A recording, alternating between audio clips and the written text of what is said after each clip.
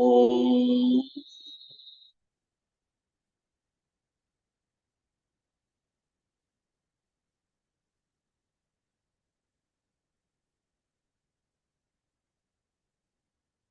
ओम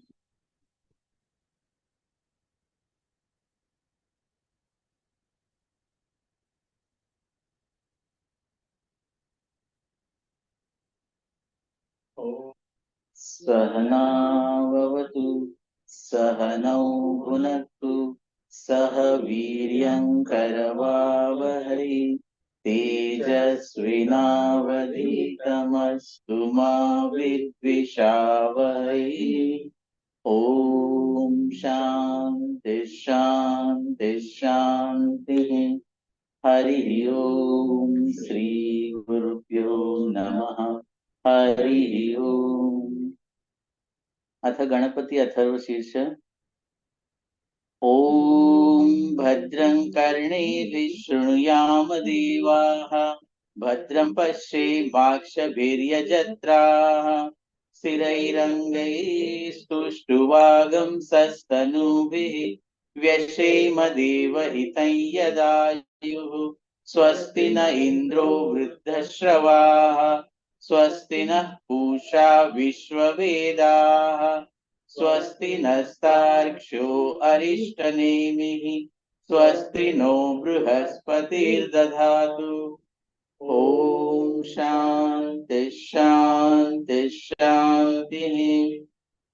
ओम नमस्ते गणपतये त्वमेव प्रत्यक्षं तत्त्वमसि त्वमेव केवलं कर्तासि त्वमेव केवलं धर्तासि त्वमेव केवलं हर्तासि त्वमेव सर्वं कल्विदं ब्रह्मासि त्वं साक्षादात्मासि नित्यं ऋतं वच्मि सत्यं वच्मि अवत्वं माम् अववक्तारम् अवश्रोतारम् अवदातारम् अवधातारम् अवानुचानमवशिष्यम् अवपश्चात्तात् अवपुरस्तात् अवोत्तरात्तात् अवदक्षिणात्तात् अवचोर्ध्वात्तात् अवाधरात्तात् सर्वतो मां पाहि पाहि समन्तात्। त्वं वाङ्मयस्त्वं चिन्मयः त्वमानन्दमयस्त्वं ब्रह्ममयः त्वं सच्चिदानन्दाद्वितीयोऽसि त्वं प्रत्यक्षं ब्रह्मासि त्वं ज्ञानमयो विज्ञानमयोऽसि। सर्वं जगदिदं त्वत्तो जायते सर्वं जगदिदं त्वत्तस्तिष्ठति सर्वं जगदिदं त्वयि लयमेष्यति सर्वं जगदिदं त्वयि प्रत्येति। त्वं भूमिरापो नलो निलो नभः त्वं चत्वारि वाक्पदानि त्वं गुणत्रयातीतः त्वम् अवस्थात्रयातीतः त्वं देहत्रयातीतः त्वं कालत्रयातीतः त्वं मूलाधारस्थितोऽसि नित्यं त्वं शक्तित्रयात्मकः त्वां योगिनो ध्यायन्ति नित्यं त्वं ब्रह्मा त्वं विष्णुस्त्वं रुद्रस्त्वम् इन्द्रस्त्वम् अग्निस्त्वं वायुस्त्वं सूर्यस्त्वं चन्द्रमा त्वं ब्रह्म भूर्भुवस्वरो।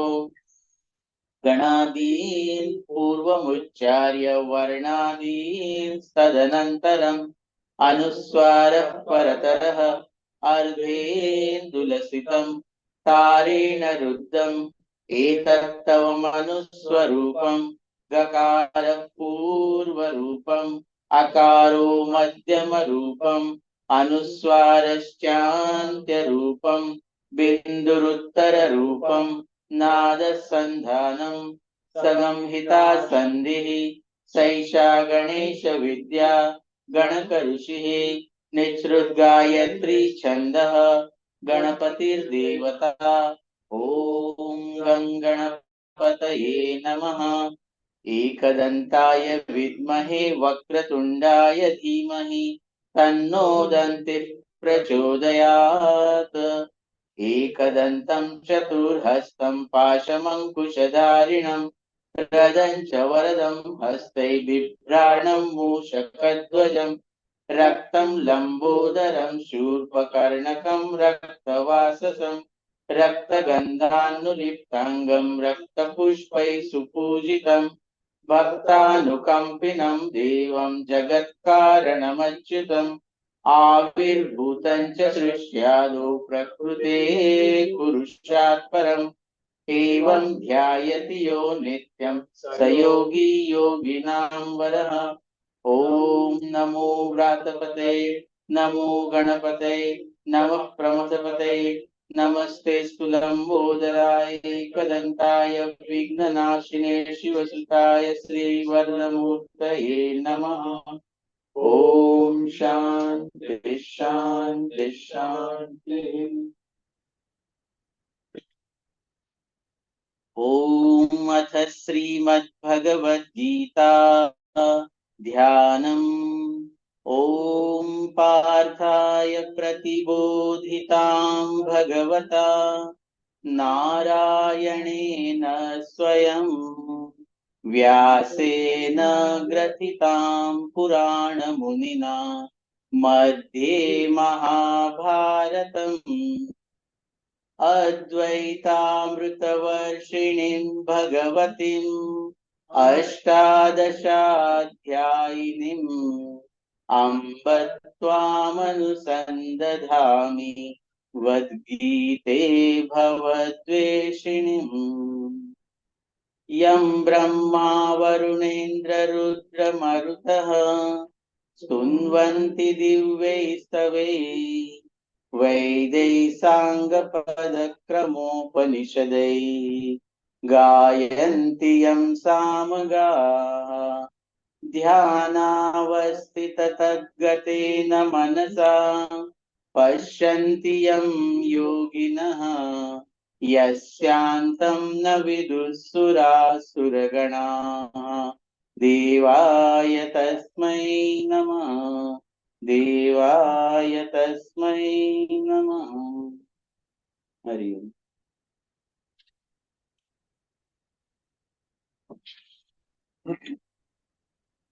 Okay, हरि ओम। तो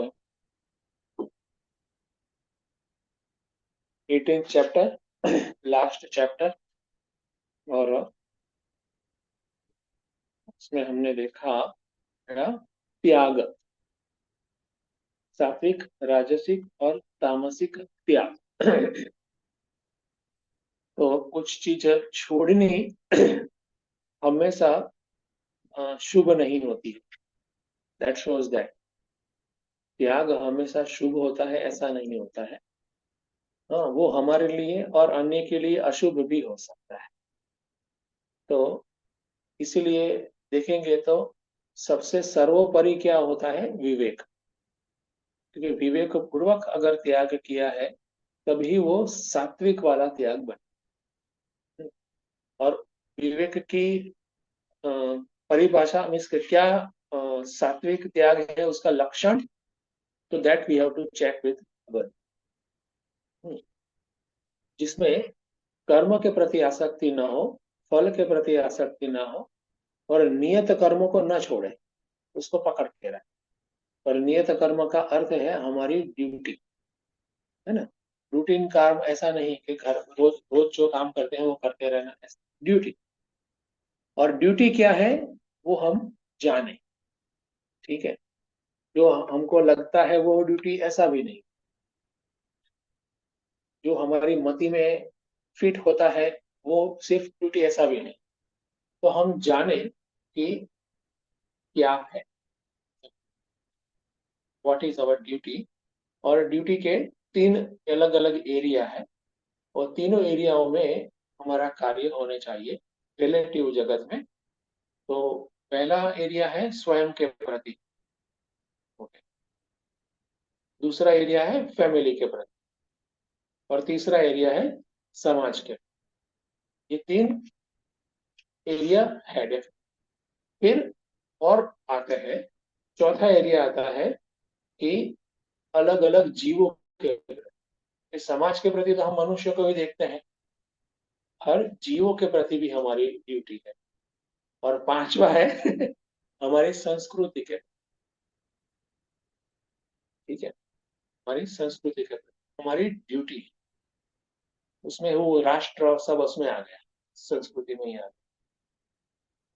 तो इतने एरिया है ना? और वह व्यक्ति अपनी शक्ति मति सब ये पांचों एरिया में कितना क्या कर सकता है वो देख, और उसमें से विमुख, दैट इज, कहीं पर ऐसा भी नहीं लिखा है कि इसमें रिटायरमेंट एज क्या है समझे ना, कहीं पर ऐसा नहीं है शास्त्रों में, गीता में, कि ये ड्यूटी में ये ड्यूटी की इतनी रिटायरमेंट एज है, दैट इज नॉट। तो शक्ति मति अनुसार इसमें सब आ गए, शारीरिक शक्ति अनुसार अकॉर्डिंगली हमें वो ड्यूटी, लेकिन ये ड्यूटी तो करनी। इसलिए महात्मा इस प्रकार से कहते थे, as I age, body level पर तो मेरी शारीरिक शक्ति तो कम होती है, नेचुरली वो होगी ही, लेकिन मानसिक शक्ति बढ़ती है। तो फिर मैं मन से किसी को इंस्पायर करके, या फिर सूक्ष्म रूप से, शुभ संकल्प से मैं अपनी सेवा कर रहा हूँ। मैं जगत, मैंने मेरे जो मानव बंधु है, जीव बंधु है, उसकी सेवा कर रहा हूँ, ऐसा। ठीक। तो पॉइंट यही है कि there is no retirement age, यथाशक्ति और यथामति, हमारी मति अनुसार करना है, लेकिन मति हमें अपडेट भी करनी है, कांस्टेंट। ठीक है, उसमें हमने देखा था तामसिक, राजसिक और सात्विक त्याग। और श्लोक नंबर 10 में थे ना हम, श्लोक नंबर 10 में स्पष्ट बताया है, अकुशल अकुशल कर्मे न द्वेष्टि, कुशले न अनुसज्जते। ठीक है, ये दोनों प्रकार यहाँ पर बता दिए थे, इंपॉर्टेंट वन, बेटर ना।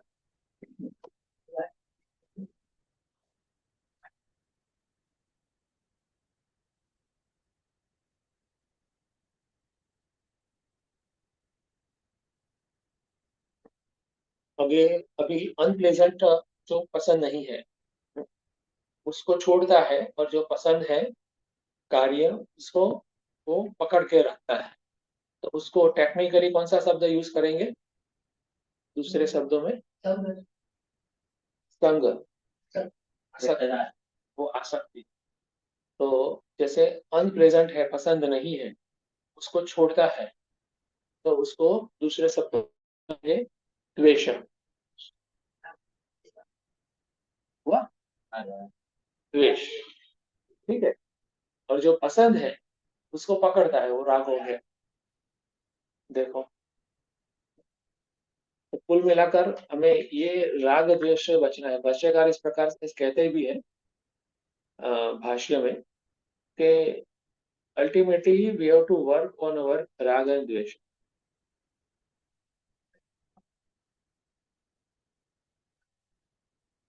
हम्म,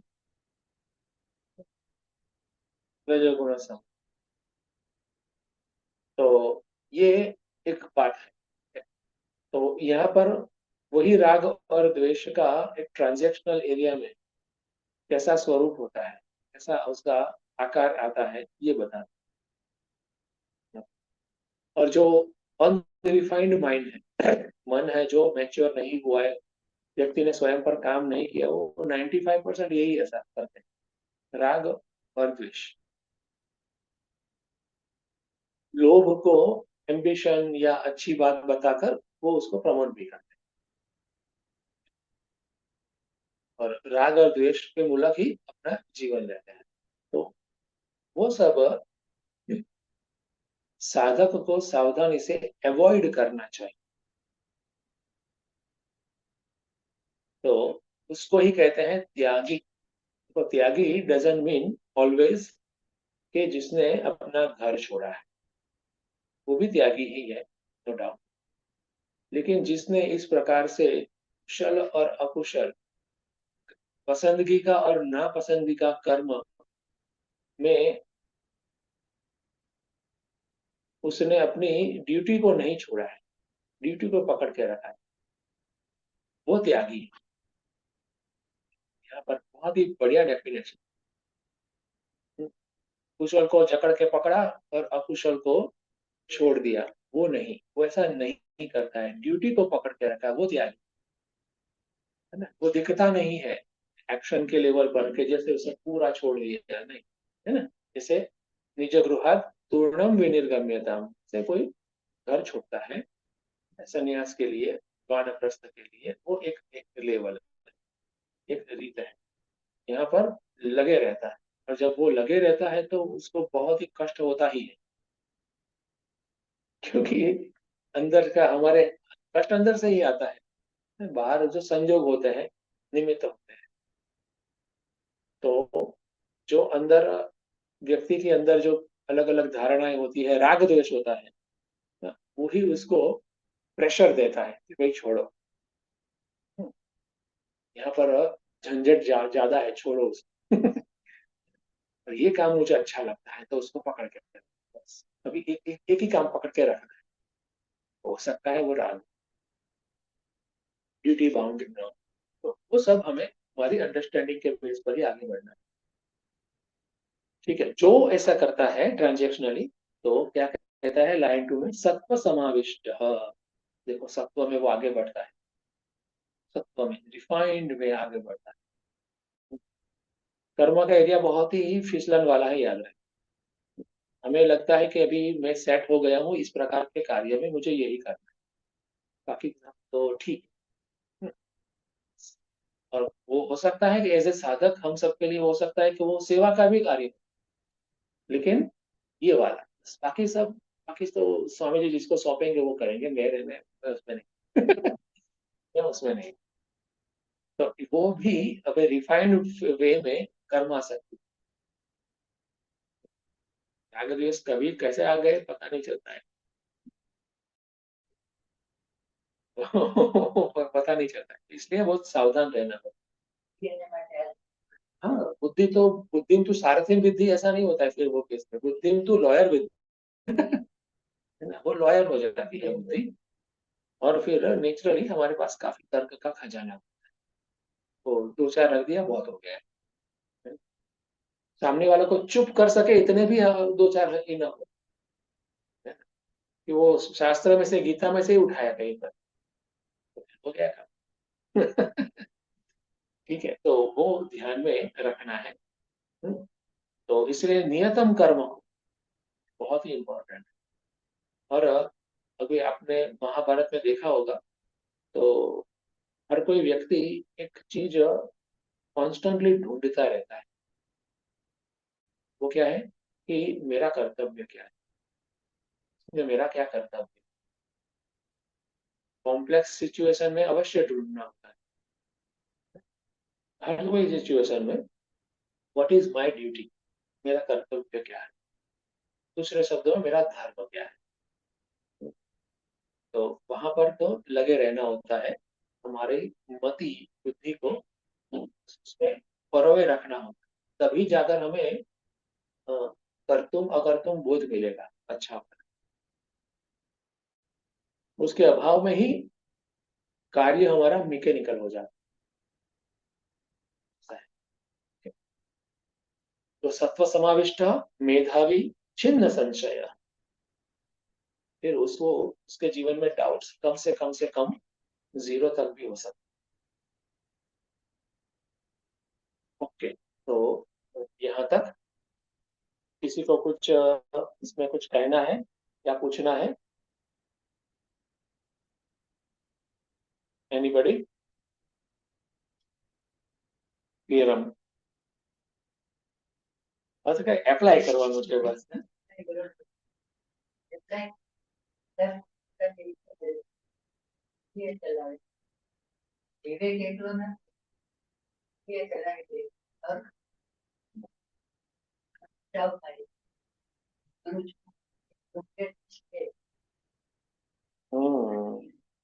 સાચી વાત છે.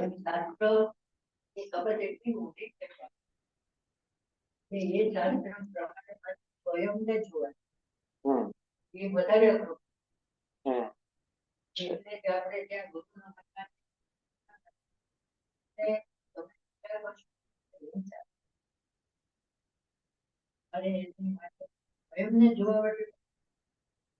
एब्सोल्युटली.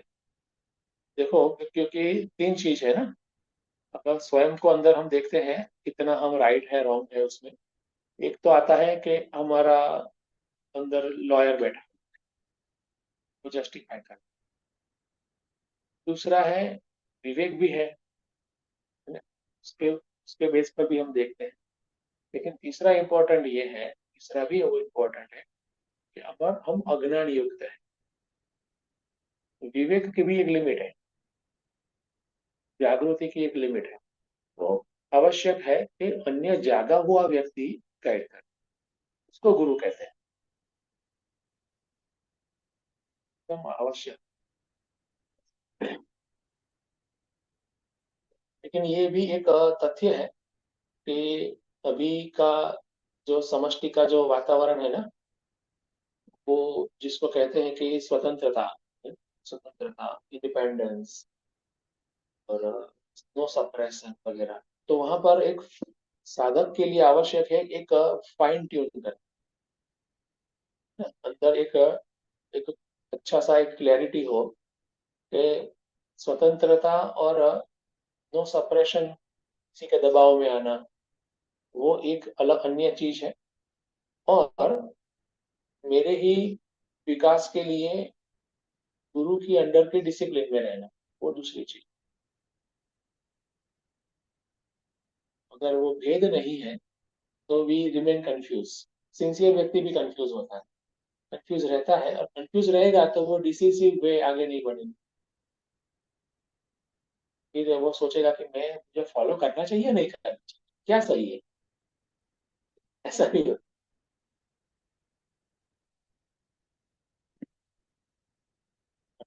तो इस स्तर पर चैलेंज तो है ही. ओके. Anybody online? ठीक है. तो अभी हम गुरुदेव के पास जाएंगे और 10वां श्लोक उसमें होली गीता से कुछ पढ़ेंगे. व्याकर भाई.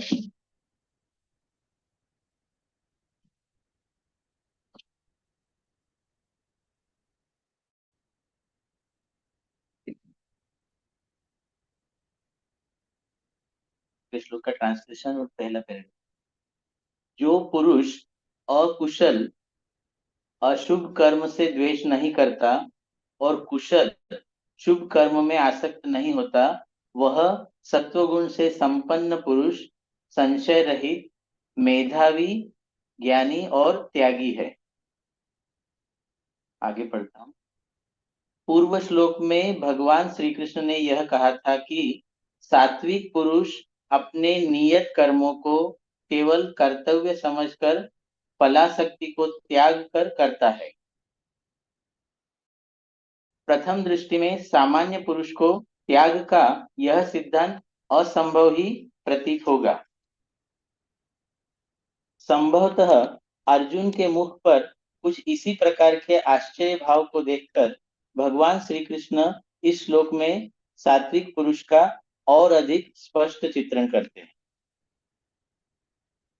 हाँ, तो यहाँ बताते हैं कि जो सात्विक त्याग या सात्विक त्याग के बारे में 9वें श्लोक में बताया है कि नियत कर्म करता है और फलासक्ति और कर्तव्य समझकर करता है और फलासक्ति को त्याग कर करता है. आसक्ति और फल दोनों को त्याग कर करता है. तो वहां से इतना स्पष्ट नहीं हो पा रहा है सात्विक त्याग के लिए. तो इसलिए अर्जुन का भी इस प्रकार से प्रश्न उसके चेहरे पर प्रतीत हुआ. इसलिए फिर अब भगवान अब इसी सात्विक त्याग को और अधिक अब आगे स्पष्ट कर रहे हैं इस श्लोक और आगे के श्लोक.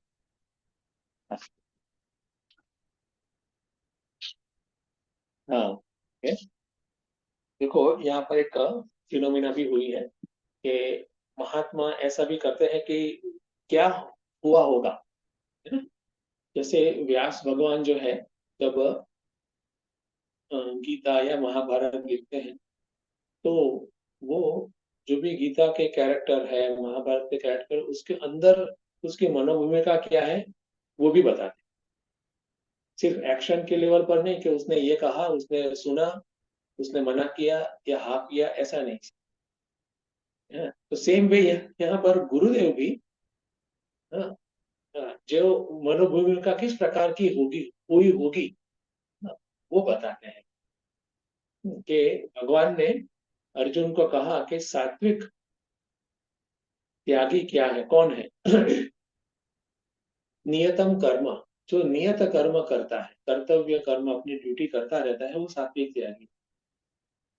तो बहुत ही बढ़िया यहाँ पर एक लिखा है कि व्यक्ति अपने नियत कर्म ड्यूटी इसलिए करता है क्योंकि उसको करनी चाहिए। सिर्फ यही रीजन से, यही रीजन के बेस पर क्या व्यक्ति ड्यूटी कर पाता है। ड्यूटी जो भी कार्य करना है उसका रीजन क्या है, तो बिकॉज मुझे करना चाहिए। तो इतना रीजन पर्याप्त है। इतना रीजन से ही कोई व्यक्ति कर सकता है। जनरली हमारे अंदर कुछ और भी होता है ना, मुझे ये कार्य करना चाहिए क्योंकि बिकॉज किसी ने कहा है, या फिर तो लोग क्या कहेंगे, या फिर मेरी इच्छा है ना कुछ होता है। तो यहाँ पर सात्विक त्यागी के लिए क्या कहा है, because this is my duty, क्योंकि ये मेरा धर्म है, स्वधर्म है, इसलिए। तो इतना ऐसा इतना ही रीजन वाला व्यक्ति होता है, ऐसा डाउट मानो अर्जुन के फेस पर दिखा भगवान को। और इसीलिए भगवान ने ये 10वां श्लोक ये ब्यूटीफुली गुरुदेव ने कहा। इस प्रकार से अगर हम अ, देखते रहे तो गीता के काफी नजदीक से हम हमारी यात्रा, अभ्यास की यात्रा ले सकेंगे।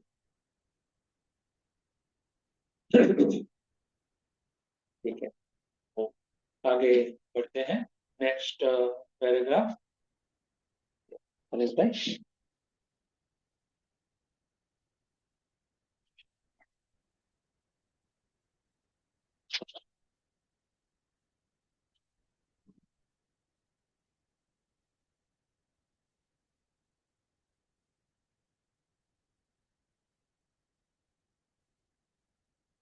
सामान्य ज्ञानी जन प्रतिरैखी स्वभाव के होते हैं।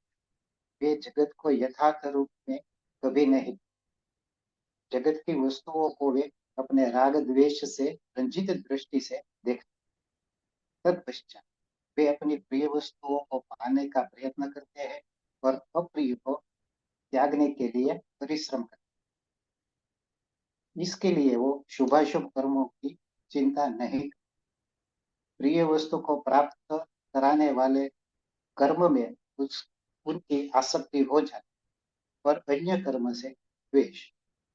इसके परिणाम स्वरूप इष्ट की प्राप्ति पर उन्हें हर्षातिरेक होता है और अनिष्ट की प्राप्ति में वे विषाद के गर्त में गिर जाता है। ऐसे लोगों के अंतःकरण में काम, क्रोध, ईर्ष्या आदि अवगुणों का स्थायी निवास। यदा कदा इनमें से कोई व्यक्ति धर्माचरण में प्रवृत्त भी होता है तो अपने अतिरेकी स्वभाव के कारण धार्मिक कार्य में आसक्त हो जाता है और अन्य लोगों को पतित समझ उन्हें हे दृष्टि से देखता। तो इस पैराग्राफ में बताते हैं अविवेकी के बारे में। जो लोग अविवेकी हैं तो क्या सोचते हैं, तो सामान्य अज्ञानी जन अतिरेकी स्वभाव से, और वो जगत को यथार्थ रूप से नहीं देखते। और जगत की वस्तुओं अपने राग द्वेष से रंजित दृष्टि से देखते हैं। और प्रिय वस्तु पाने के लिए वो प्रयत्न करते हैं और अप्रिय त्याग के वो परिश्रम करते हैं। और उसका लाभालाभ क्या है? शुभाशुभ कर्मों की चिंता वो नहीं करते, सिर्फ अपने जो प्रिय वस्तु है उसका पाने के लिए ही वो प्रयत्न करते हैं। और प्रिय वस्तु पाने के लिए वो इतना आसक्त हो जाता है तो वो राग द्वेष से भरा क्या है, शुभाशुभ क्या है वो नहीं देखता। और उसके परिणाम स्वरूप जो इष्ट प्राप्ति के लिए वो इतना हर्षारित हो जाता है और विषाद में व्यर्थ हो जाता है, प्राप्ति है वो फिर विषाद में। और इससे लोगों का अंतःकरण शुद्ध नहीं, वो काम क्रोध ईर्ष्या आदि अवगुणों से वो भरा भरा रहता। और इसमें से यदि कोई धर्माचरण में जो प्रवृत्त भी हो जाता है तो वो अपने ये स्वभाव के कारण धार्मिक कार्य में भी वो इतना आसक्त हो जाता है, उसका भी वो लाभालाभ और अन्य लोगों को भी वो पतित समझता है और उससे भी वो द्वेष करता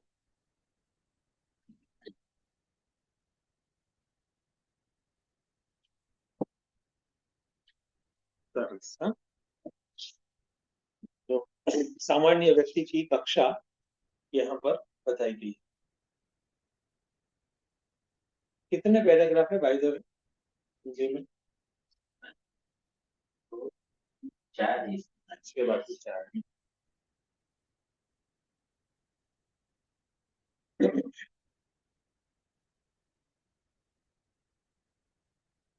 ओके, तो अभी ये सामान्य व्यक्ति की तो कक्षा पता भी है और वहां पर नेचुरली मेरा व्यक्तिगत लाभ क्या है, बस वही एक रडार में रहता है, उसके बेस पर ही व्यक्ति निर्णय लेता है।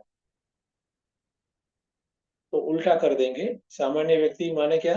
जो व्यक्तिगत लाभ को ही केंद्र में रखता है, ठीक है, ड्यूटी को केंद्र में रखता है, वो यहाँ पर सात्विक व्यक्ति हो गया या फिर वो साधक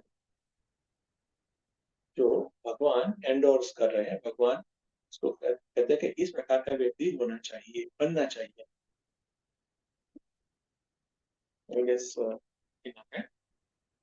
स्पष्टम है। तो आगे देखते हैं। हाँ, यस रजनी।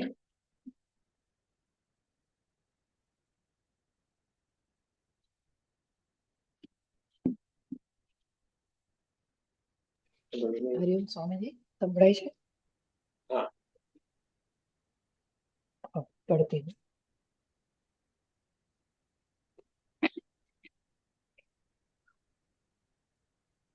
परंतु सत्वगुणी पुरुष उपर्युक्त समस्त अवगुणों से मुक्त होता है। इसका कारण उसकी विकसित विवेक शक्ति है। आत्म अनात्म विवेक के द्वारा वह यह भली भांति जानता है कि शरीर इंद्रिया मन और बुद्धि ये सब अनात्म है तथा जन्म मरण क्षुधा तृषा और शोक मोह ये सब इनके ही धर्म है, न कि इन सब को प्रकाशित करने वाले साक्षी आत्मा के। इस ज्ञान के कारण वह अनात्म उपाधियों से तादात्म्य नहीं करता। इसी को यहाँ इस प्रकार कहा गया है कि वह शुभ अशुभ से द्वेष और शुभ से राग नहीं करता है।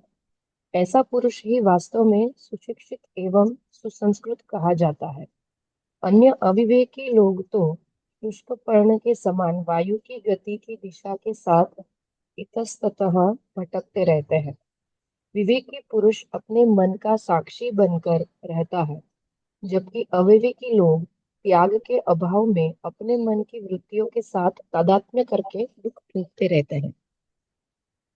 तो गुरुदेव यहाँ अब जो सत्वगुणी लोग हैं उनके बारे में हमें बताते हैं। आगे जो विस्तार से बताया कि जो सत्वगुणी नहीं है उसके क्या कैरेक्टरिस्टिक होते हैं, तो अब हमें ये बताएंगे कि सत्वगुणी है उसमें क्या होता है। तो उनमें एक जो फैक्टर होता है वो उनकी विवेक शक्ति होती है, वो विकसित होती है। उसके कारण वो ये जान सकते हैं कि आत्मा अनात्मा क्या है, उसका उनको विवेक होता है। तो अनात्मा क्या है? तो गुरुदेव यहाँ बताते हैं कि जो शरीर, इंद्रिया, मन और बुद्धि, ये सब अनात्मा है, ये आत्मा नहीं है। और उसके ही कारण हमें जन्म मरण, शोक है, सुख दुख, वो सब हमें इसी के कारण ही अनुभव होता है, क्योंकि ये आत्मा नहीं है। आत्मा जो है वो अनचेंज्ड है, उसमें ये सब नहीं आता है। आत्मा तो ये इन सबको प्रकाशित करता है, जो शरीर, इंद्रिया, मन, बुद्धि, इन सबको प्रकाशित करने वाला आत्मा है। और इसका विवेक जो सात्विक है उनको होता है। तो वो क्या करते हैं कि ये जो सारी उपाधियां हैं उसके साथ वो तादात्म्य नहीं करते, उनका सिर्फ साक्षी भाव रखते हैं।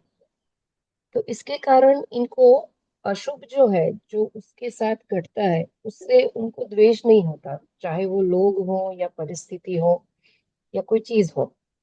और जो शुभ है, जो उनको अच्छा लगता है, उनके साथ वो राग नहीं करते, क्योंकि ये एवर चेंजिंग है। ये उसका विवेक सात्विक जो व्यक्ति है उसमें आ गया है। और ऐसे ही व्यक्ति को हम सुसंस्कृत और सुविकसित कहेंगे।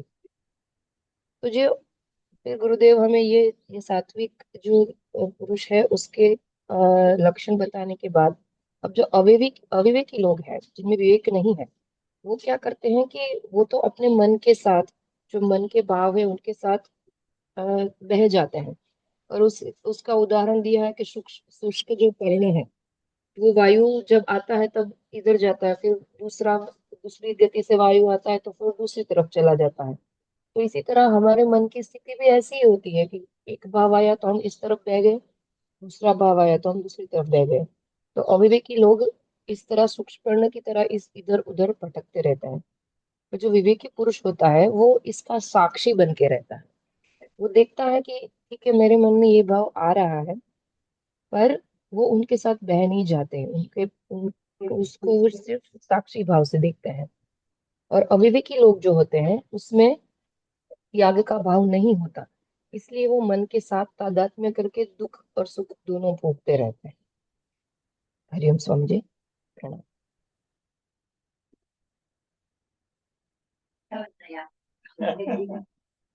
यस रजनी, हाँ, गेटिंग बेटर एंड बेटर, बराबर है।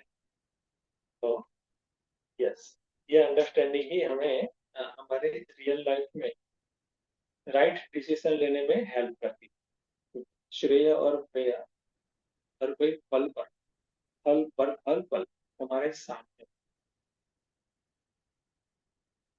जितनी हमारी अवेयरनेस होगी उतना हमें चॉइस पता चलेगा। जितनी अवेयरनेस नहीं है उतना हम इम्पल्सिव वे अनकॉन्शियसली डिसीजन लेते जाएंगे, ये तो ऐसा ही होता है, ऐसा ही होता है, ऐसे। This is the difference. और यहाँ पर यही बताया है गुरुदेव ने भी कि जो कल्चर्ड नहीं है, जागरूक नहीं है, तो वो जैसे हवा में सूखा पत्ता यहाँ वहां घूमता रहता है, सेम वे उसके मन का भाव भी ऐसे घूमता फिरता रहे। या हो सकता है कि वो तमस के प्रभाव में डल हो गया। ठीक है, तमस के प्रभाव में डल भी हो सकता है, यहाँ पे कहीं पे अपना मन जो है स्थिर भी हो गया है, लेकिन कहाँ पर, लोअर चीज में, जगह।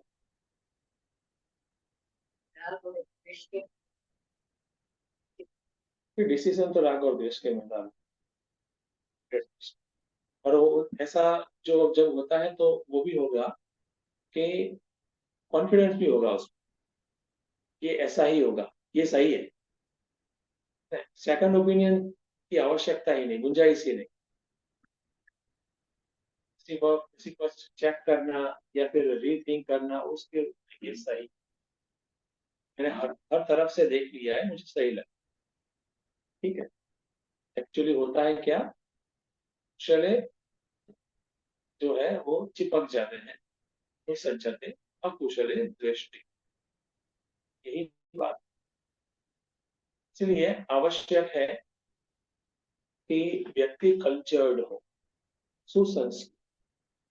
हमारे ऋषियों की यही, गुरुदेव की भी यही एक वेदना थी कि कि व्यक्ति कल्चर्ड बने, व्यक्ति सुसंस्कृत बने।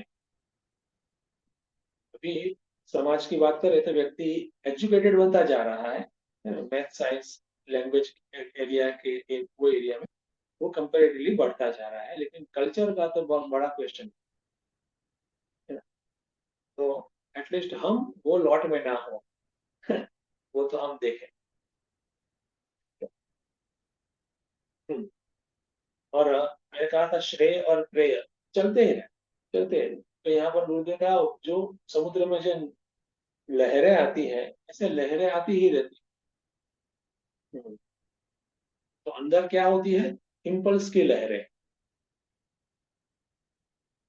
इसी व्यक्ति का ही मन हठीला हो जाता है, जो यह तथ्य सत्य के बेस पर जाने में और उस तदनुसार फंक्शन करने में, भावना करने में इसको बहुत परेशानी।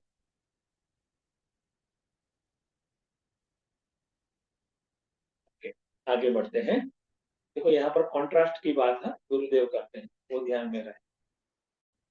तो सात्विक व्यक्ति की भी बात करते हैं और कहते हैं कि जो अनकल्चर्ड है, सात्विक नहीं है, वो क्या करते हैं।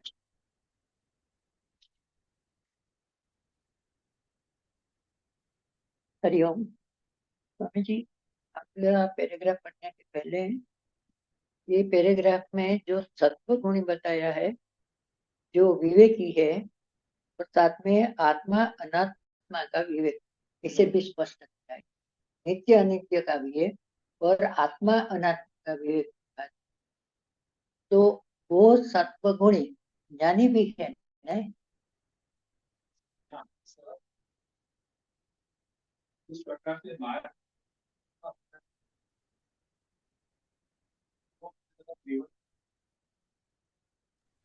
हरिओम स्वामी जी, आपकी आवाज नजदीक कर लीजिए ना।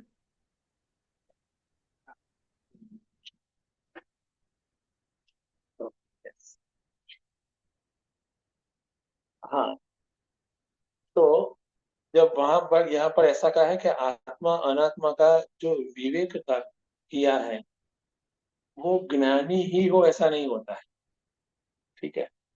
क्योंकि विवेक की भी परिभाषा यही है, नित्य वस्तु एकम ब्रह्म तद व्यतिरिक्तम सर्वम अनित्य, या फिर आत्मा अनात्मा विवेक, नित्य अनित्य विवेक। और वो विवेकी व्यक्ति को कहा है आत्मज्ञान के लिए अधिकारी पुरुष। हाँ, इसलिए सत्व गुण के। तो सात्विक व्यक्ति माने क्या, तो नित्य वस्तु विवेक जिसके अंदर है,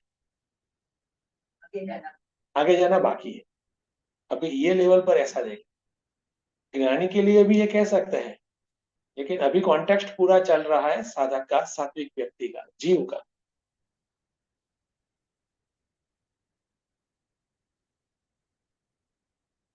हाँ, हरिओम।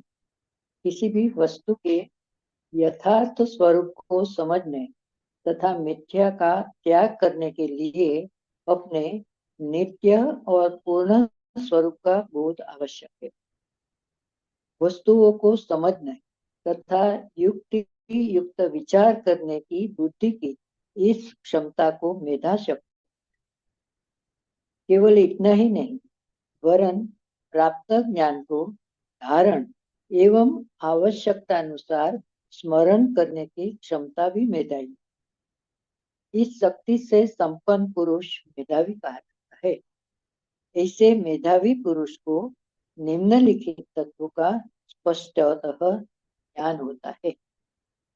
मैं अभी इधर रुकती हूँ, क्योंकि ये इतनी 4-5 लाइन में ही बहुत सारा बताया है। फिर आगे जाने से ये सब माइंड में से निकल जाएगा। तो अभी हम कैसे देखते हैं, जो सत्वगुणी है वो जगत को कैसे देखता है, अपने जीवन में आने वाली परिस्थितियों को कैसे देखता है, और अन्य अज्ञानी है वो कैसे देखता है, वो बात चल रही है।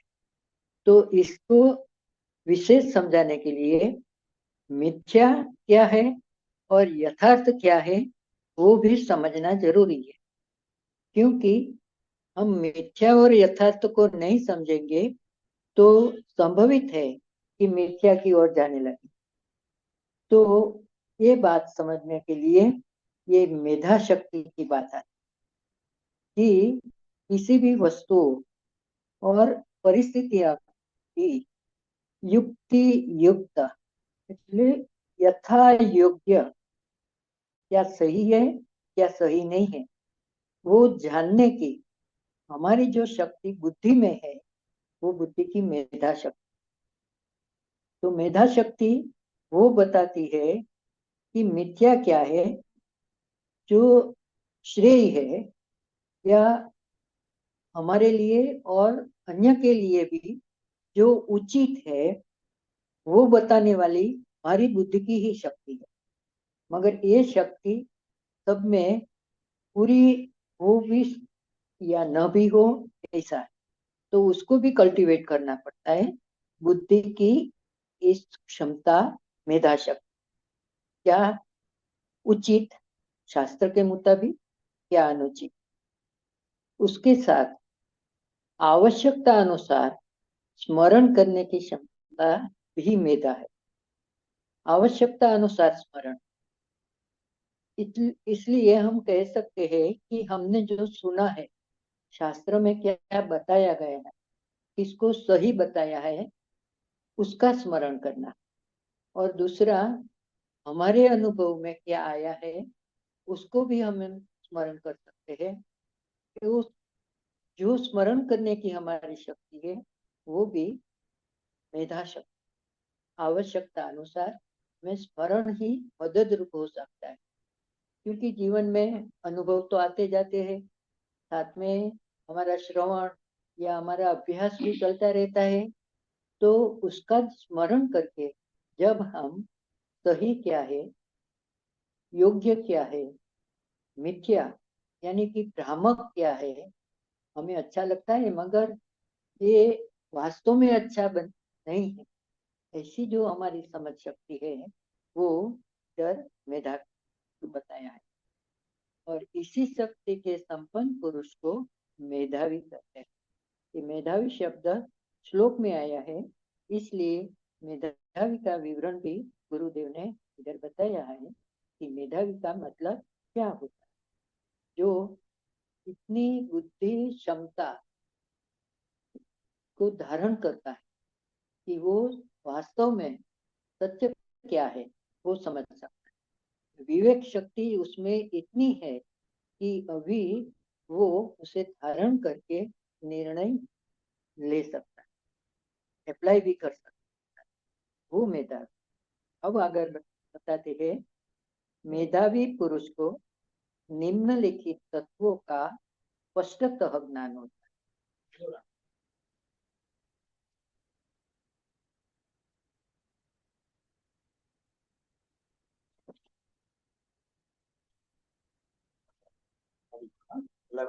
ये बड़ा टॉपिक इम्पोर्टेंट है। देखो श्लोक्स में से भी हमें कुछ मिलता है जानने को और गुरुदेव से भी कुछ। दैट्स व्हाई होली गीता साथ में अभ्यास में रखनी चाहिए। तो यहाँ पर इम्पोर्टेंट बात ये आ गई कि व्यक्ति के अंदर बुद्धि शक्ति वो प्रबल होनी चाहिए या फिर उसके विकास का प्रयास होना चाहिए, तभी वो ज्ञान धारण करती। ज्ञान धारण शक्ति उसको मेधा ऐसा एक प्रकार इसकी व्याख्या है, ज्ञान धारण शक्ति। तो सिर्फ मेमोरी फंक्शन ही नहीं लेकिन रियल टाइम पर वो यूज भी वी कैन यूज ऐसा। तो अभी एक उसको समझाने के लिए ये बात को हम अच्छे से समझ ले, उसके लिए मैं एक बात कि लेबर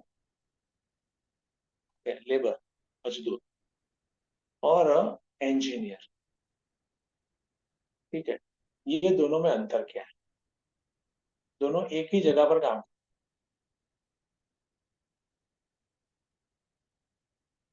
दोनों में अंतर देखें आप, बुद्धि शक्ति, ठीक है।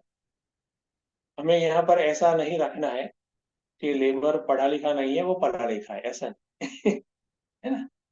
वो बैकग्राउंड प्रोसेस जो भी हो, लेकिन अभी एज ए इंजीनियर वो खड़ा है, क्योंकि उसके अंदर हाँ, पूरा सामने जो मशीन है उसकी अच्छी झाड़, मशीन उसकी मेधा में है, जो भी कार्य क्षेत्र है मशीन का है, वो उसकी बुद्धि में है कि कैसे वो काम करता है, कैसे काम करना चाहिए, किस प्रकार से आवाज आती है तो ये बराबर ठीक नहीं है, ठीक है, और कैसे रिपेयर करना चाहिए। वो अपनी सूझ भी लगाता है, सिर्फ बेसिक मशीन की कैरेक्टरिस्टिक को जानता इतना ही नहीं, अपनी सूझबूझ भी लगाता है। We are talking about the successful engineer, okay. तो वो होता है, और कंपेयर लेबर के साथ करें तो उसको पता नहीं चलता है क्या अबाउट मशीन, मशीन के बारे में उसको पता नहीं होता है, सामान्य पता होता है इधर उधर स्विच चालू बंद करना वगैरह, ठीक है। लेकिन कौन सी सिचुएशन जो कहते हैं उसको आइडियल मशीन, जो स्टेट है मशीन का, वो सब नहीं पता। दैट्स वाई लेबर, लेबर का अर्थ ही ये होता है,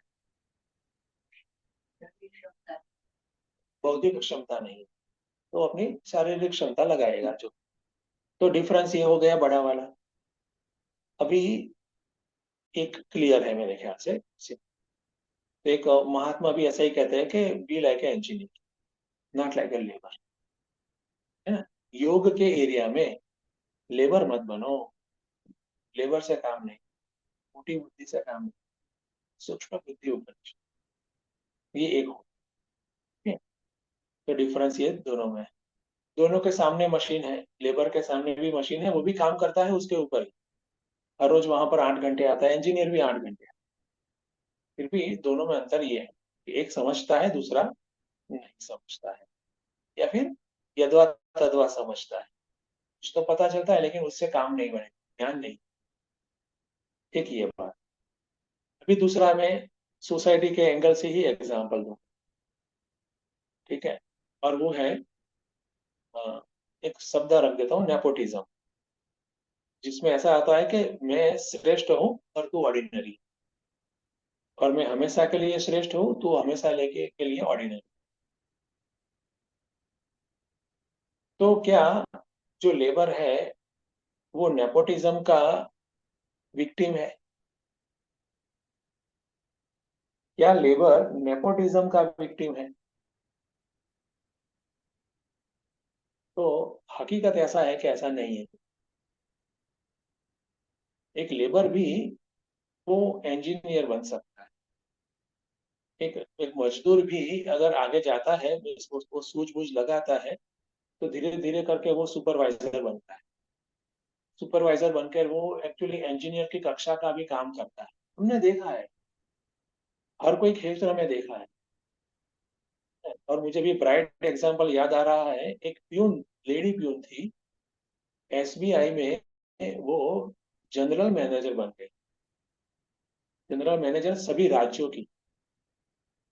कितना बड़ा बात, प्यून में से she was started as a peon, ये रियल लाइफ में बोल रहा हूँ, जनरल बड़ा मैनेजर बन, प्यून लेडी, ठीक है। तो देखो, कोई कहे कि ना ना ना ना ये तो नेपोटिज्म है, तो बांध के रखा है, किसी ने बांध के रखा, ठीक है, एटलीस्ट आज के समय में नहीं।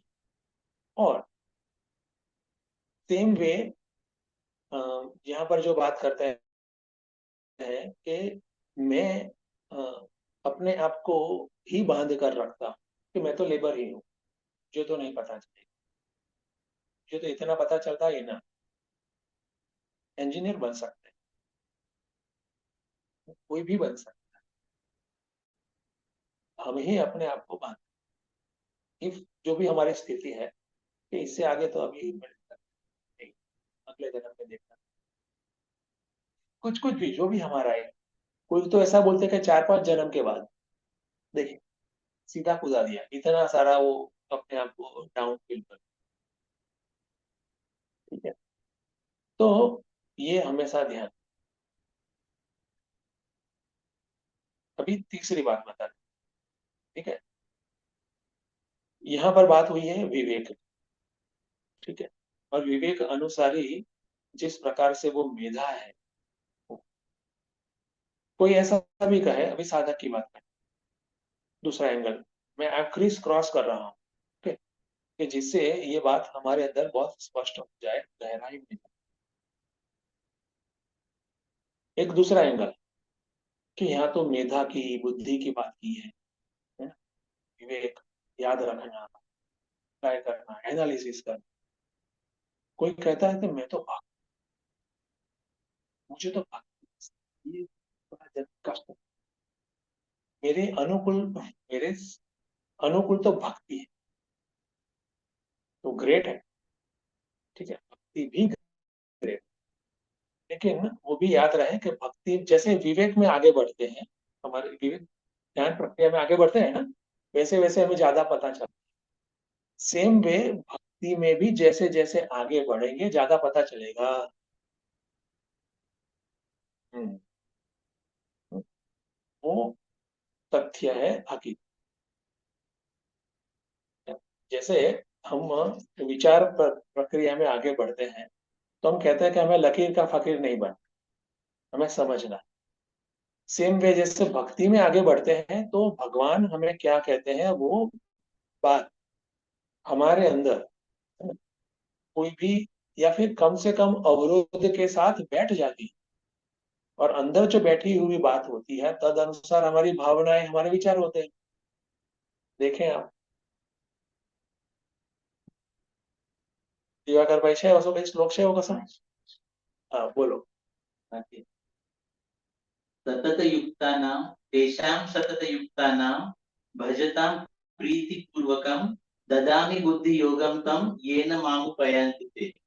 तो जो प्रीतिपूर्वक भजता है भगवान को और सतत निरंतर रूप से करता है, तो फिर उसको भगवान बुद्धि योग देते हैं।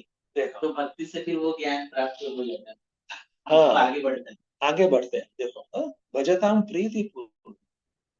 तो कोई कहे मैं तो भक्त हूँ, मुझे ये सब बहुत लंबा चौड़ा तो बहुत ज्यादा लगता है मेरे। तो भैया कोई बात नहीं, लेकिन ये मेधावी वगैरह तो आएगा ही, आपको सूक्ष्म दृष्टि तो मिलती ही है। यहाँ पर भगवान ने स्वयं कहा ददामि बुद्धि योगम, ठीक है। तो या चाहे भक्ति प्रधान हो, चाहे ज्ञान प्रधान या विचार प्रधान है, दोनों लेते हैं प्रायः। लेकिन उसका जो पर्यवसान है, ये मेधावी छिन्न संशय सत्व समाविष्ट वो होता ही है।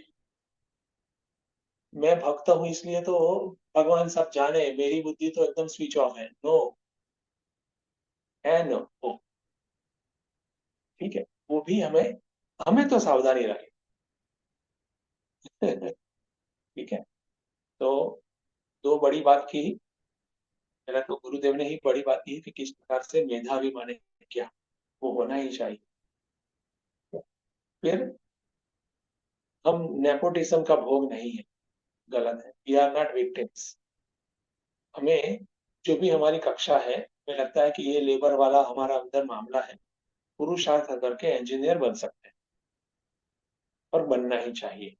समय और शक्ति का यही तो सदुपयोग है।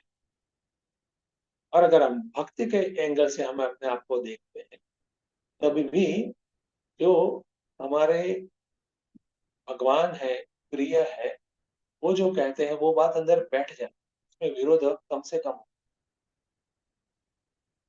नहीं होता है, ऐसा भी कह सकते हैं सुपरलेटिव। तो जो अंदर बात हृदय में बैठी है तद अनुसार का हमारा जीवन होगा। देखें, तो भक्ति के एंगल से देखें, विचार के एंगल से देखें, तो ये जो मेधावी छिन्न संशय और सत्व समाविष्ट वो बढ़ेगा, वो बढ़ेगा। मेधा भी बढ़ेगी, भक्त की भी बढ़ती है मेधा। ठीक है, आई गेस इतना। हाँ, किसी को अभी कुछ इसमें ऐड ऑन करना है या पूछना है? हरिओम स्वामी जी। हाँ यस जा। दो विचार थे। पहला, ये भक्ति के एरिया में जो आपने और दिवाकर भाई ने बताया एकदम से सही है। उसके साथ एक और विचार आ रहा था कि अगर भक्ति सही रूप से हो रही है तो ऐसा बन ही नहीं सकता है कि भक्त जिसकी भी भक्ति करता है उसको जान ना पाए। और वो उनको जान पाएगा तो अपने आप ही बाकी की चीजें खुल जाएगी। जिसकी भी भक्ति करता है, जैसे वो भगवान की भक्ति करता है तो उसको पता चल ही जाएगा कि भगवान का स्वरूप क्या है, जो गुण है भगवान के वो उसको पता चलने लगेंगे। जैसे हम किसी सामान्य मतलब लौकिक एरिया में देखें कि हम किसी और की भक्ति करते हैं तो हमें उसके गुण पता चलने ही लगते हैं, क्योंकि जिसकी भक्ति करते हैं हम सबसे ज्यादा उससे क्लोज जीवन जीते हैं। तो और हम सबसे ज्यादा उसको ही निरीक्षण करते रहते हैं जिसकी भक्ति करते हैं।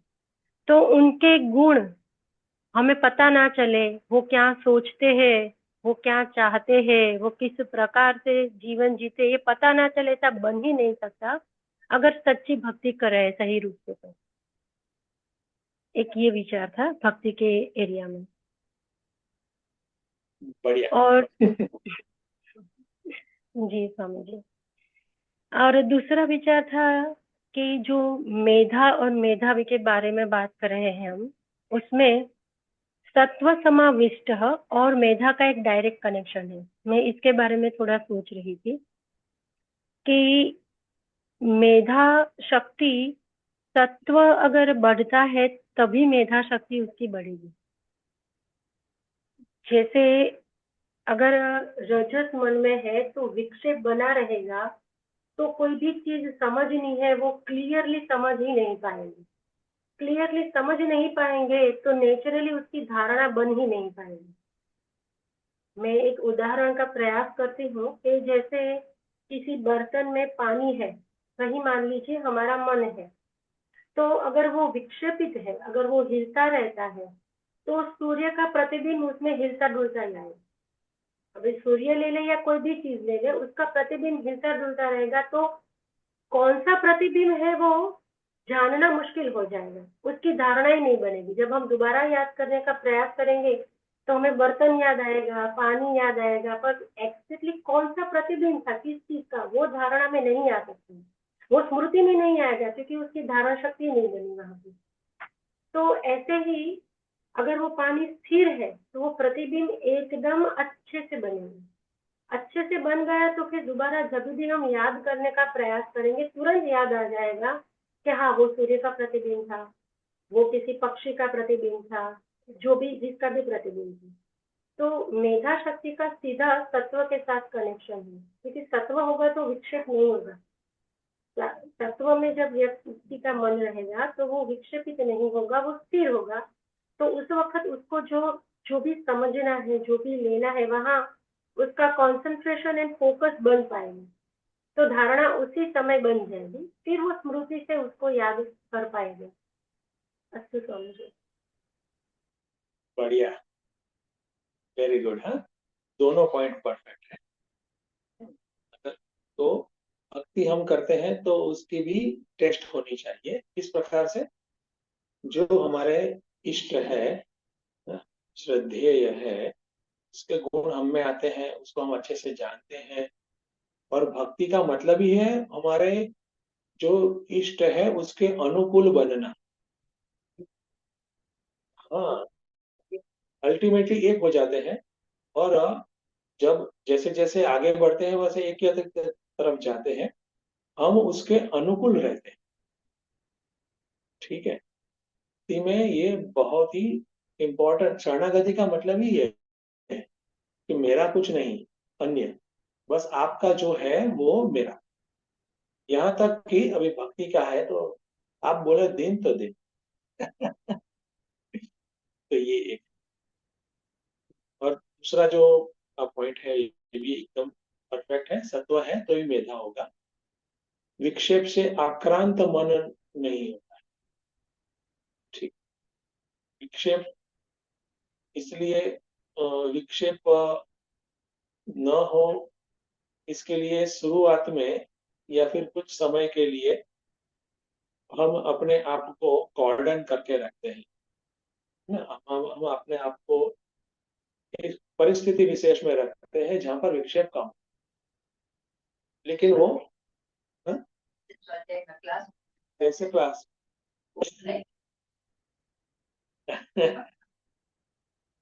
तो वो टाइम बाउंड ठीक है, लेकिन हमें फिर कोई भी परिस्थिति हो अविक्षेपित रहे, हाँ, वो स्थिति में अपने आप को पुरुषार्थ से बनाना है। ये दूसरा। तीसरा इंपॉर्टेंट मुझे ये दिखता है कि देखो, पहले रजनी बोली, ये पूजा भी बोली, यहाँ पर भी मैंने वो देखा है कि जो लोग टीच करते हैं, शिक्षक हैं, उनकी विचार प्रक्रिया है ना काफी फास्ट, शार्प हो जाती है, परफेक्ट। सबकी होती है विचार प्रक्रिया, तो सबकी बढ़ती ही है, ज्यादा परफेक्ट होती ही है। जो टीच करते हैं, सिखाते हैं, उसकी फास्ट फास्ट है ना। मैंने हर कोई में देखा है, जैसे नीला बहन है, जिस जो भी टीच करता है, मुझे लगा कि इतना फटाफट काम। तो ये पुरुषार्थ, सिखाना पुरुषार्थ है, वो स्व पर कल्याण का एक बहुत बड़ा माध्यम है। तो I welcome future teachers also. कोई कोई टीचर सिखाने से भागते हैं।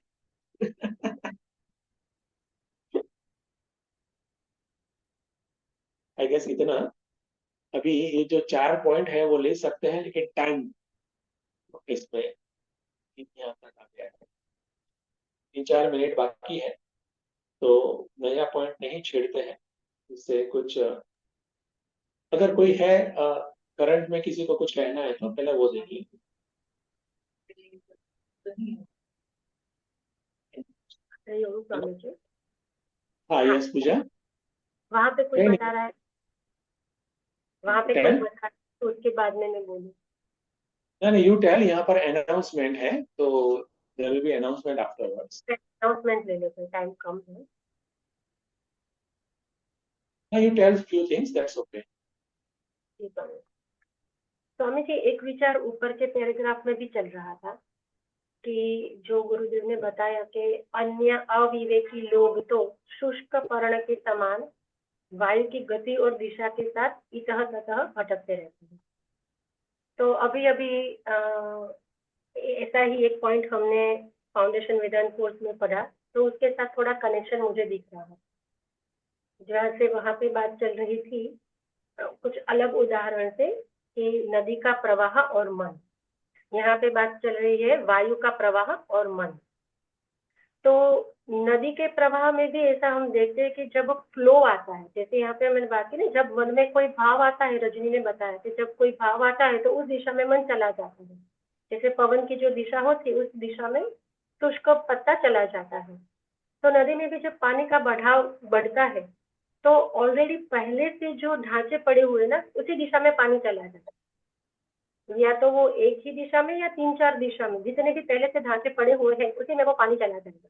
तो गुरुदेव वहां पे बताते हैं कि इस प्रकार से मन को चाहे जहां ऐसे भटकने से बचाने के लिए जरूरी है कि उसके किनारे बनाए जाए, ताकि हम उसको अपनी इच्छित दिशा में पानी को ले जा सके। और ये पानी का जो प्रवाह होता है वो ही शक्ति होती है, उसी से काफी हम शक्ति लेते भी और ऐसे कार्य भी करते हैं। तो किनारे बनाए जाए और किनारे को मजबूत भी बनाया जाए, और इसी किनारे को बुद्धि बताया है गुरुदेव ने कि ये जो किनारे है वो बुद्धि है। तो जब कोई विचार आता है, कोई भाव आता है, तो ऐसे ही मन उस और शक्ति उस दिशा में जो पहले से ढांचे बने हैं, यानी कि जो पहले से राग द्वेष है उसी दिशा में चले जाए। इससे बेहतर है कि बुद्धि रूपी किनारे बना दिए जाए और हम इस शक्ति को जिस दिशा में, मन को जिस दिशा में ले जाना चाहते हैं वहां पे हम ले जाने के लिए सक्षम हो जाए।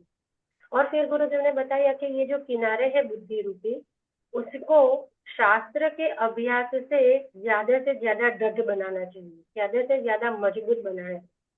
अगर जैसा तैसा अभ्यास किया तो किनारे तो रख दिए, पर जैसे थोड़ा सा पानी का बढ़ाव बढ़ा तो वो टूट जाएंगे और पानी को जहाँ जाना है वहां चले। तो हम तब ये एग्जाम्पल लिया था कि जैसे एक ऐसे किनारे बिना बिना किनारों की नदी, और दूसरा जैसे हम देख सकते हैं अहमदाबाद में वो रिवर फ्रंट बनाया है। तो वो ऐसा पक्का बना लो। और अगर और शास्त्र ज्यादा पढ़ सकते हैं तो हम डैम ही बना सकते हैं कि कभी वो स्थिति ही ना आए। अच्छी समझ। Very nice. Good good.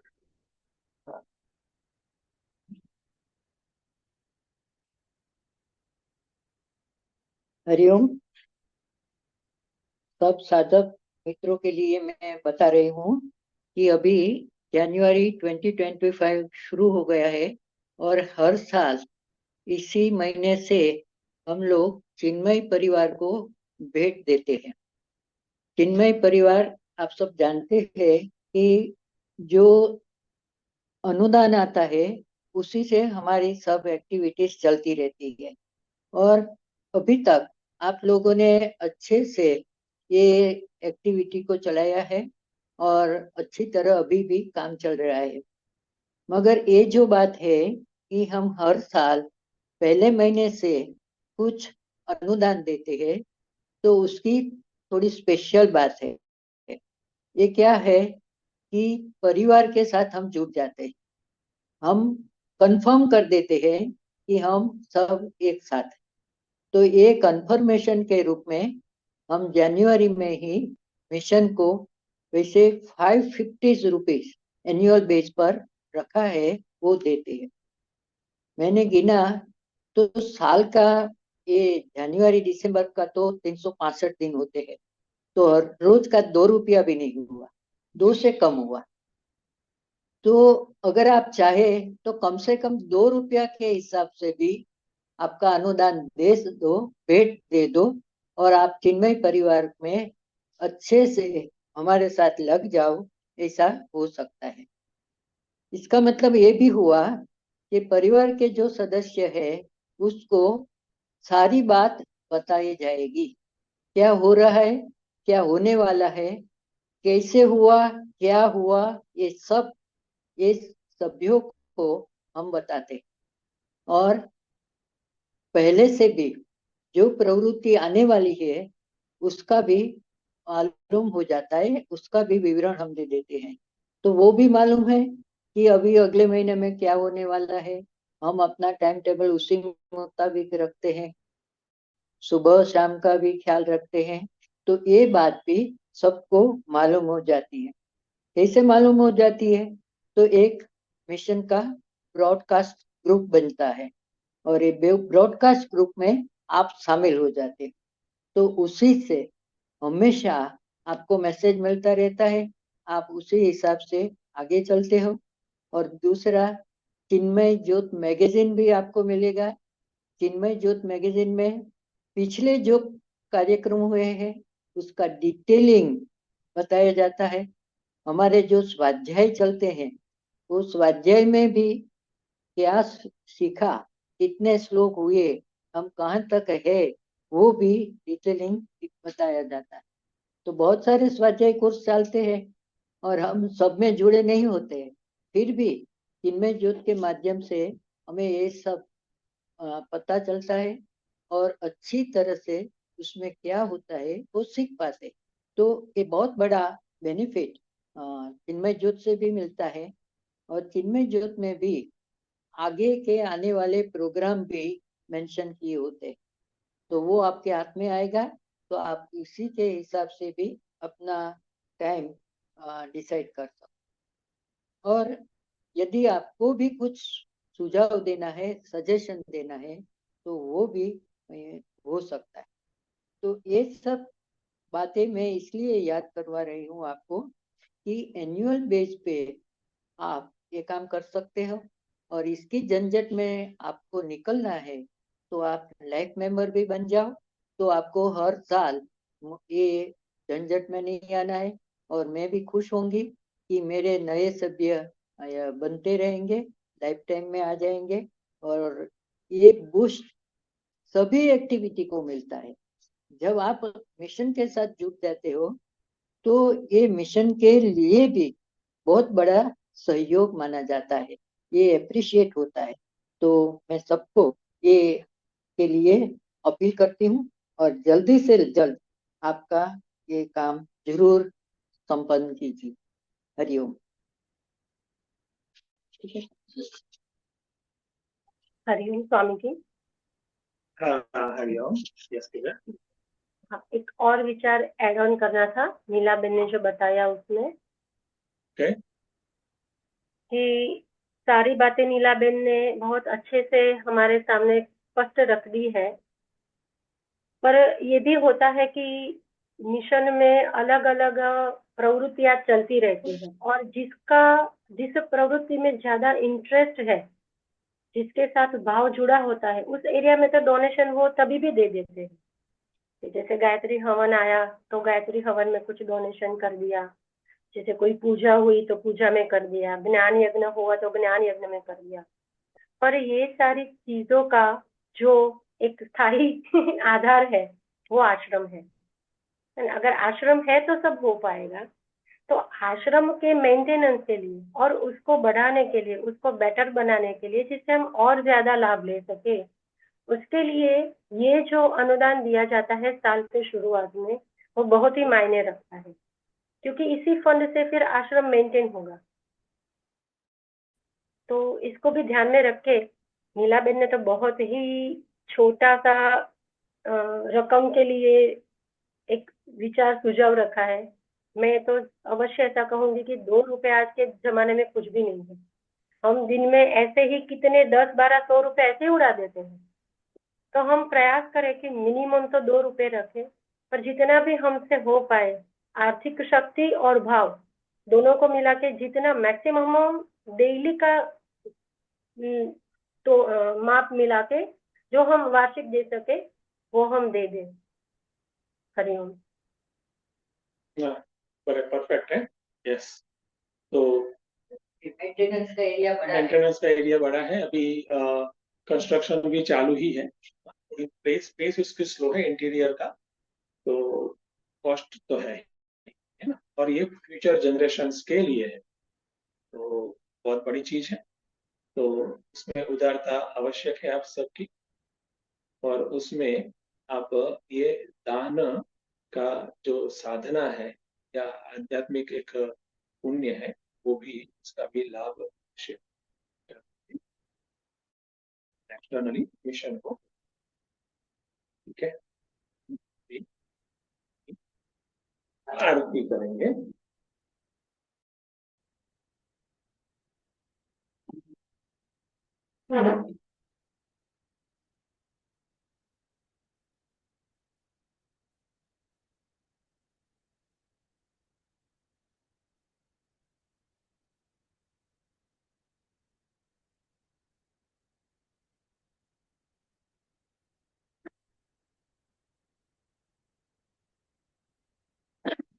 आरती श्री चिन्मय सद्गुरु की, दिव्य रूप मूर्ति करुणा की।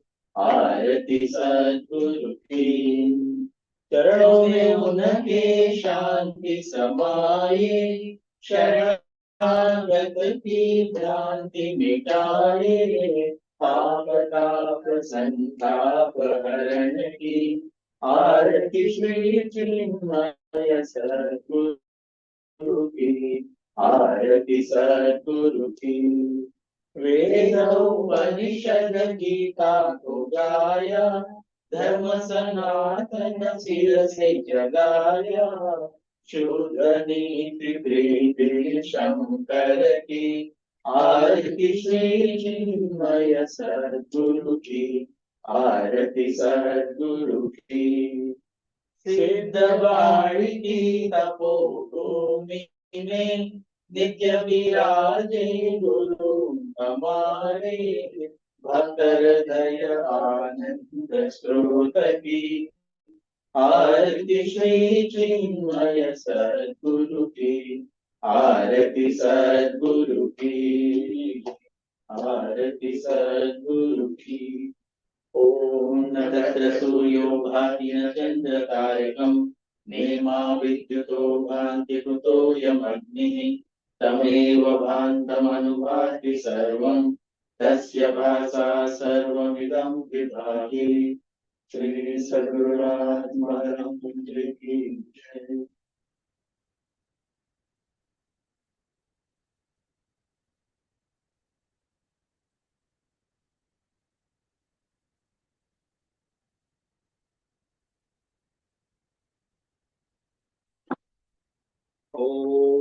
पूर्णमदः पूर्णमिदं पूर्णात् पूर्णमुदच्यते पूर्णस्य पूर्णमादाय पूर्णमेवावशिष्यते ॐ शान्ति शान्ति शान्तिः हरि ओम श्री गुरुभ्यो नमः हरि ओम। ओके, आज का सत्संग समाप्त होता है। कल पंचदशी के लिए मिलेंगे कीर्ति बहन के वहां। एवरीबॉडी आवजो। हरि ओम। हरि ओम, प्रणाम।